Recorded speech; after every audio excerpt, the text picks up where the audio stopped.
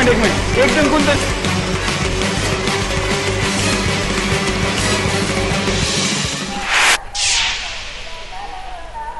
आपका एक बार फिर से स्वागत है। आप देख रहे हैं बिंदास बोल, और बिंदास बोल में हम हमेशा की तरह विषय लेकर आए हैं आपके सामने। पूछ रहे आपको सवाल सरकार के रवैये के बारे में, खास करके हम जनता से जुड़े हुए समस्या और ऐसे मुद्दों को लेते हैं जिस पर लोग अपनी प्रतिक्रिया देते हैं। और आप मेरे पीछे देख रहे हैं और इस बैकग्राउंड से अब तक हुई चर्चा के आधार पर आप निश्चित तरीके से समझ रहे होंगे कि एक आध्यात्मिक माहौल में हम ऐसे विषय की चर्चा कर रहे हैं जो सरकार, धर्म और आध्यात्म इन तीनों से जुड़ा हुआ है। इस विषय से जुड़े हुए एक्सपर्ट्स यहाँ पर बैठे हैं, जैसे कि महाराज जी बैठे हुए, साथ साथ में आध्यात्मिक लोग बैठे हुए, साथ साथ में ऐसे भक्तगण भी बैठे हुए जिनको दुख है कि उनके गुरु के बारे में या उनकी जिस धर्म पर श्रद्धा है उसके ऊपर ज्यादा ध्यान नहीं दिया जा रहा है। हमारे साथ कुछ दर्शक भी, हम उनको भी कहेंगे कि आप अपनी प्रतिक्रिया दीजिए। क्या कहेंगे? मैं हूं गणपत मस्के। मैं सरकार से अनुरोध करता हूं कि भाई सभी क्षेत्रों पे खर्च किया जाता है, लेकिन आध्यात्मिक क्षेत्र कोई भी धर्म का हो, कोई भी जात का हो, कोई भी पात का हो, जहां से धर्म को दया शांति का उपदेश होता है और जहां से व्यसन मुक्ति मिलती है, जहां से अच्छे नागरिक तैयार होते हैं, उसी क्षेत्र पर खर्चा करना चाहिए। लेकिन ये सरकार कोई भी पॉलिटिकल पार्टी हो इसके ऊपर उदासीनता दिखाती है। मैं उनको अनुरोध करता हूं और सभी जनता को एक निवेदन करता हूं और एक विनती करता हूं, अगर ऐसे अच्छे प्रोग्राम पे कोई अगर सरकार ध्यान नहीं देती है तो अपने सबने इकट्ठा होके जब कोई भी ऐसा दूसरा अगर कोई मसला हो तो उस क्षेत्र में अगर सब लोग एक होते हैं तो आध्यात्मिक क्षेत्र के लोगों ने और अच्छे लोगों ने और सब जाति धर्म के लोगों ने एक होके सरकार को विरोध करना चाहिए और सरकार को मांग करना चाहिए कि अच्छे जो प्रोग्राम है, जनार्दन स्वामी जैसे और रामदेव जी महाराज जैसे और आसाराम बापू जैसे जो संत लोग हैं वो अच्छे लोग, ये एक फैक्ट्री है कि जहां अच्छे लोग तैयार होते हैं और अच्छे लोग बनते हैं, ये एक फैक्ट्री है। ये फैक्ट्री के ऊपर, ये संस्थानों के ऊपर सरकार ने एक फंड तैयार करना चाहिए, जैसा कि दारूबंदी के ऊपर एक फंड होता है कि भाई दारूबंदी खाते के ऊपर खर्चा किया जाता है, उनके कमिश्नर रहते हैं, उनके मंत्री रहते हैं, उनको मंत्रियों के ऊपर गवर्नमेंट का मतलब हम जो टैक्स भरते हैं वो पैसा खर्चा होता है। ऐसे आध्यात्मिक कार्यक्रम के ऊपर पैसा खर्चा होना चाहिए और सरकार ने करना चाहिए। अगर ये नहीं होता है तो अब सब जनता ने मिलकर सरकार को ये मांग करना चाहिए। अगर ये मांग पूरी नहीं होती तो बड़ा उठाव करना चाहिए, उसके खिलाफ एक क्रांति होना चाहिए और मजबूती से एक क्रांति होके ये मांग अपने इसमें लेके रहना चाहिए। बिल्कुल, बहुत अच्छा मुद्दा उठा है। और भी कोई बोलना चाहते थे? शायद आप कुछ बोलना चाहते हैं? मैं ज्ञानेश्वर जी भूसेकर। अभी इस आश्रम में हमने 50,000 माला खरीदी है, मतलब एक फैमिली में 5 लोग पकड़े तो भी 2.5 लाख लोग व्यसन मुक्त हो गया। और 2.5 लाख लोगों के लिए हमको 12.5% वैट देना पड़ा। और एयरपोर्ट पे जाते हैं तो 50% सब्सिडी में शराब बिकती है। तो सरकार की क्या नीति इसमें? बिल्कुल सब्सिडी, बल्कि सब्सिडी और किसी प्रकार का टैक्स नहीं है। हाँ, वो अगर हम इस आध्यात्मिक कार्यक्रम में कोई चीज लेके माला खर्चे तो हमको 12.5% टैक्स देना पड़ता है। बिल्कुल, यहाँ पर हमारे सामने इस कार्यक्रम में सम्मिलित हुए हैं परम पूज्य शांतिगिरी जी महाराज जी महामंडलेश्वर जी भी हैं और साथ साथ में इस परिवार के मुखिया है। जनार्दन स्वामी जी के बाद उत्तराधिकारी के नाते इस कार्यक्रम को देख रहे हैं। उनके आश्रम में ही हम इस कार्यक्रम को करें और मैं अब महाराज जी को भी प्रतिक्रिया पूछूंगा और साथ साथ में आप लोगों की भी प्रतिक्रिया हम यहाँ पर लेते रहेंगे और पूछेंगे उसी सवाल को। हम कार्यक्रम का थोड़ा समय बढ़ाते हैं। बिंदास बोल में हम ऐसा, जबकि लोग जब ज्यादा बोलना चाहते हैं और कार्यक्रम किसी दिशा में जा रहा है और उस समय में हम कार्यक्रम की समय बढ़ाते हैं, क्योंकि सुदर्शन टीवी कभी भी केवल कमर्शियल विज्ञापन में भरोसा नहीं करता, मुद्दों के साथ लोगों में मैसेज देना चाहता है। इसलिए हम कमर्शियल टाइम का विचार करे बगैर कार्यक्रम के लिए और विषय के लिए न्याय देने के लिए समय को बढ़ाते हैं। यहाँ पर परम पूज्य शांतिगिरी जी महाराज भी पधारे हैं, इसलिए हम कार्यक्रम का थोड़ा समय भी बढ़ा रहे हैं। महाराज जी, हम कार्यक्रम में सवाल पूछ रहे हैं कि क्या सरकार आध्यात्मिक कार्यक्रमों के प्रति अनास्था रखती है? आपके आने के पहले सब लोगों ने इस चीज को माना है, अपनी प्रतिक्रिया दी है, आप क्या कहेंगे?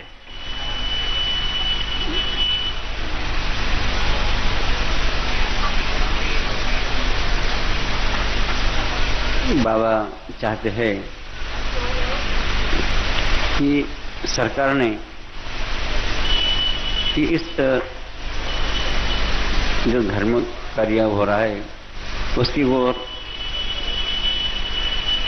उनका जो उनकी जो समझ है, जो सोच है, वो ठीक ढंग से नहीं लग रहा है। वो दूसरी तरफ से देख रहे हैं, जैसे भगवान श्री कृष्ण की ओर दुर्योधन और धर्मराज आए थे, तो धर्मराज को पूछा गया ये जगत कैसा है,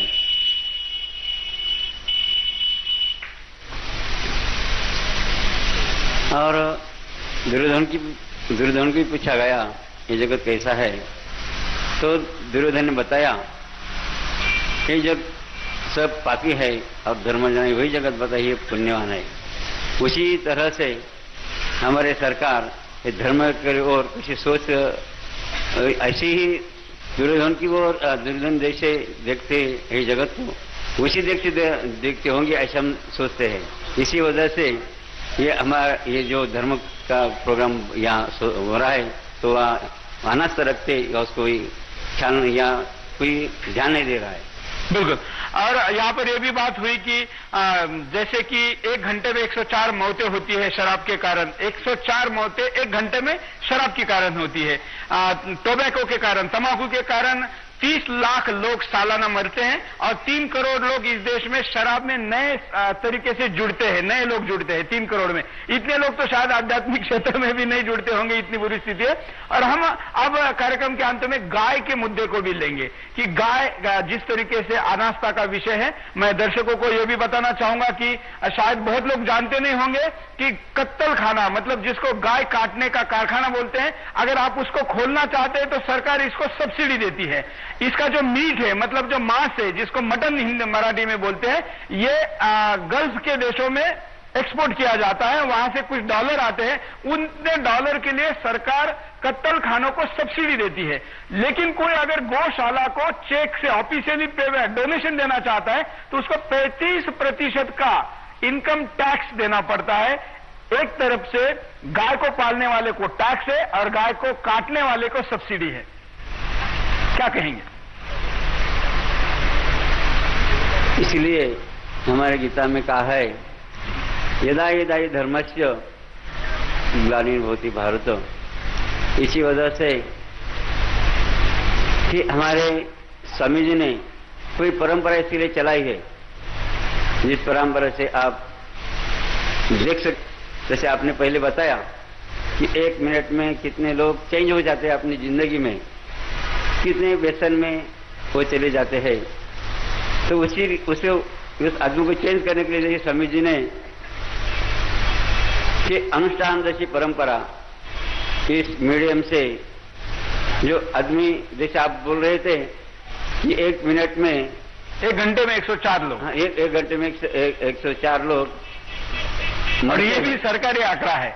सरकारी आंकड़ा ज्यादातर बार झूठा ही होता है ऐसा लोग मानते हैं। हम ऑफिशियली नहीं कह सकते, लेकिन सरकारी आंकड़े के ऊपर शायद लोग भरोसा नहीं करते। 104 आंकड़ा सरकारी होने के बावजूद भी बहुत बड़ा है।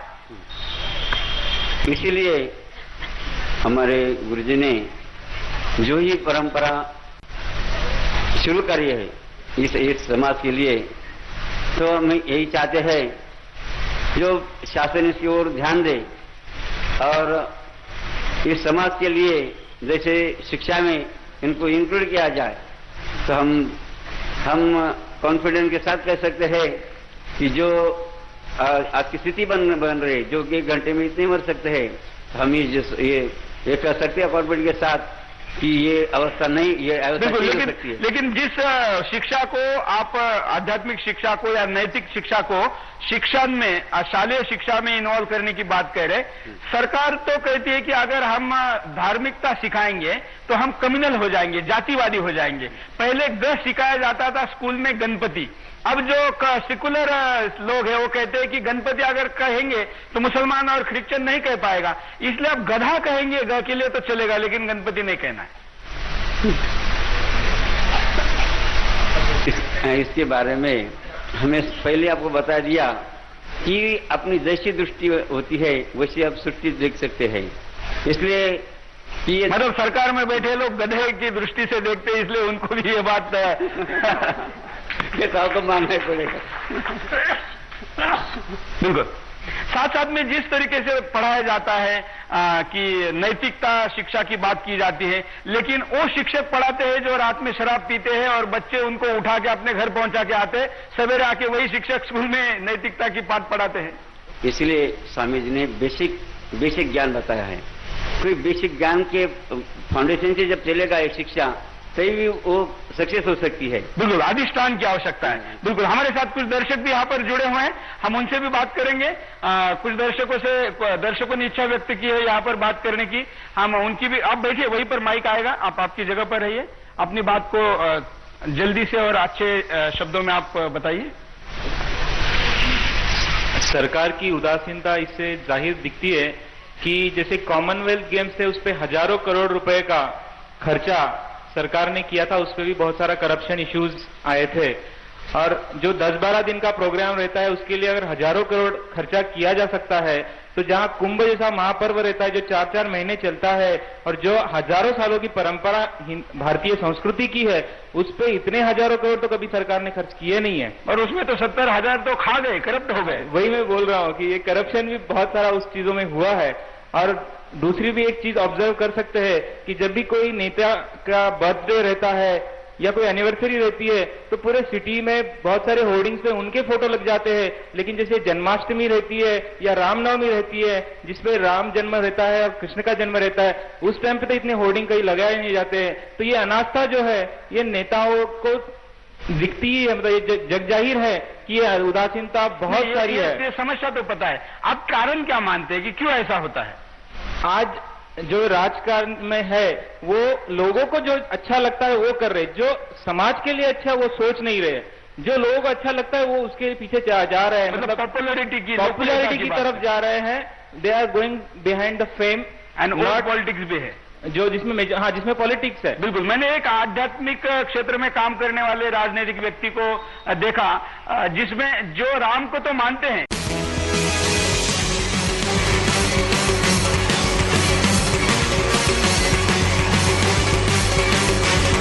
एक मिनट, एक दिन कुंदन